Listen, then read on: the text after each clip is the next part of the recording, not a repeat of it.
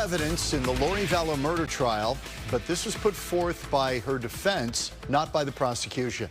It was a curveball in court, linked to the so-called Doomsday Mom accused of killing her two children, who moved from Arizona to Idaho. And Vallow's move has to do with her religious beliefs. Fox 10 investigator Justin Lum joins us live tonight in studio with the details on this. Justin. And John, Christina, this happened during cross-examination of the prosecution's witness.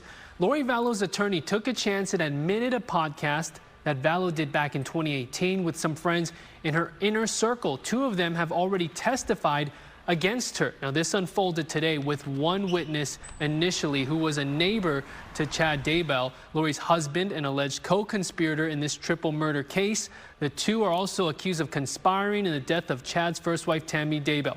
The witness said just days after Tammy's funeral, Chad visited his home and brought Lori, his then girlfriend. The witness knew of the books Chad wrote regarding fictional doomsday events, and he told the court he had listened to a podcast Lori did with her friends regarding their faith. Two of the friends on the podcast were Melanie Gibb, a key witness in this trial, and Jason Mao, a retired police officer who worked for Chandler in Phoenix. The defense wanted the podcast to be played for the jury. The prosecution objected, saying this was only a strategy for Vallow to get statements in without having to take the stand. The judge overruled, allowing the first 40 minutes of the episode to be heard. Here's part of Lori's audio from the podcast.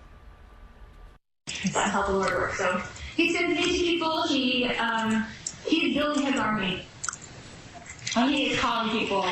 And he is calling people to do certain missions that he needs done right now. Like, it has already begun. And he is calling people to do these missions, and they're to go forward in faith. And this is what he tells you. This is how the Lord works. In 2020, Fox 10 uncovered emails between investigators at the FBI discussing research into the podcast involving Lori Vallow and her friends. One email from December 2019 says, quote, "The twists keep coming. I'm in the middle of a podcast from December 2018 where Lori mentions how suffering leads to salvation, that even though she doesn't want her kids to suffer, she understands they have to in order to see the light." As we know, several months later, FBI and Idaho authorities found the remains of J.J. Vallow and Tylee Ryan in Chad Daybell's backyard. So an unexpected move today by the defense. It was like having Lori's testimony in court without her actually taking the stand and without being subjected to cross-examination from the state.